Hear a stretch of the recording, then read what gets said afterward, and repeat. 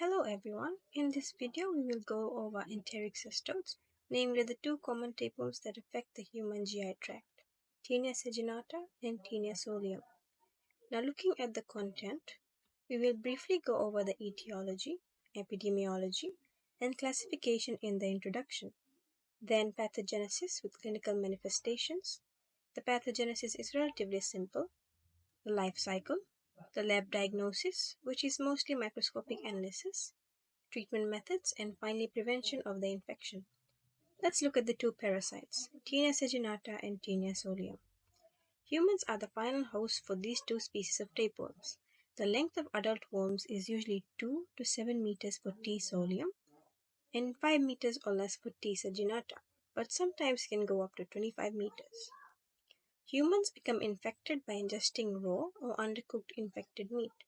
In the human intestines, the tapeworm develops into an adult over 2 months, which can survive 4 years, before symptoms show. Teniasis is the infection of humans with larvae or cysticoids of T. saginata or T. solium respectively. Cysticercosis, which is caused by ingesting eggs of T. solium, occurs when larvae are deposited in skeletal muscle, brain, eyes, or other organs. T. saginata and T. solium are found worldwide. T. solium is more prevalent in rural communities where humans live in close contact with pigs and eat undercooked pork. They are species of parasitic tapeworms belonging to the Taenidae family of the phylum Platyhelminthes, class Cestoda, subclass Eucestoda, and order of Cyclophilidae. On to pathogenesis. Teniasis is usually unnoticed by the host, only producing mild and non-specific symptoms after 8 weeks from infection when the parasite matures into an adult. T. saginata and T. solium do little physical harm to the human intestines. However, larger infections cause obstructions in the normal passage of digested food, which is the reason for most of the symptoms presented by teniasis. Cysticercosis, on the other hand, is more clinically pathogenic. The rupture of T. solium eggs within the host intestine can cause larvae to migrate to the intestinal walls and further into tissue. The clinical presentation depends on the organ it finally settles into for maturation. So, what are the clinical manifestations? Taenia saginata teniasis produces only mild abdominal symptoms such as mild epigastric discomfort, nausea, flatulence, diarrhea, and hunger pains. The most visible symptom of teniasis is the active passing of proglottids through the anus and in the feces. Proglottids are the segments of tapeworms that contain their reproductive system. Occasionally, appendicitis or cholangitis can result from migrating proglottids. Taenia solium teniasis is less frequent symptomatic than Taenia saginata teniasis. The main symptom is often the passage of proglottids. The most important feature of Taenia solium teniasis is the risk of development of cysticercosis. There are 3 types of cysticercosis: subcutaneous, ocular, and neurocysticercosis. In the subcutaneous type, nodules are found under the skin in the head, limbs, neck, abdomen, and back. The ocular type, of course, affects the eyes. This happens when the T. solium dies inside the vitreous body and local inflammation causes a visual disturbance. Finally, neurocysticercosis, which can also be called the brain type. Epilepsy is the most common symptom but can also cause headaches, nausea, vomiting, paralysis, weakness in limbs, and mental disorders. Now, let's look at the life cycle. And both tapeworms have similar life cycles. Eggs or gravid proglottids are passed with feces. The eggs can survive for days to months in the environment.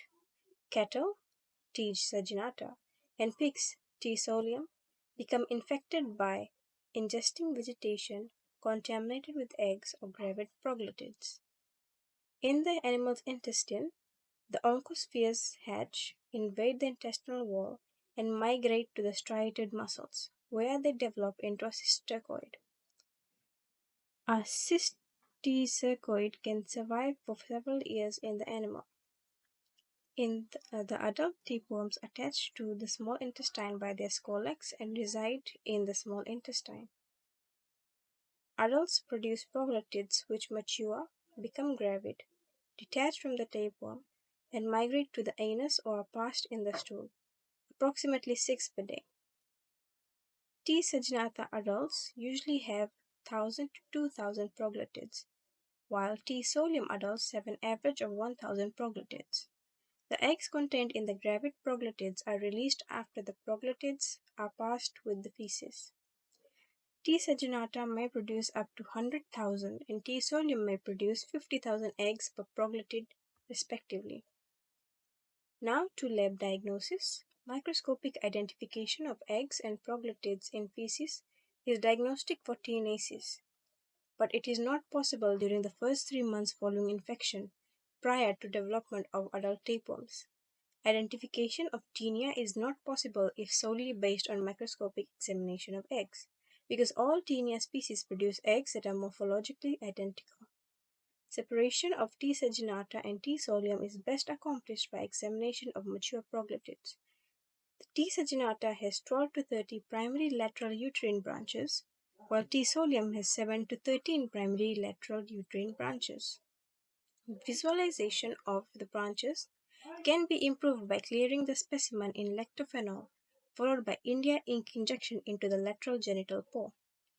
The most sensitive serological test to detect cysticercosis is enzyme-linked immunoelectrotransfer blot using the Western blot technique, immunoassay using lentil lectin purified parasite glycoprotein antigen. Antibodies can be detected on EITB as soon as 5 weeks after infection. Moving on to the treatment available for Taeniasis and cysticercosis. The main medications used are antihelminthics. So, for Taeniasis, praziquantel or biltricide is the medication most often used to treat active Taeniasis, given at 5 to 10 milligrams per kg orally, once for both adults and children. Niclosamide is an alternative, given at 2 grams orally once for adults and 50 milligrams per kg orally once for children.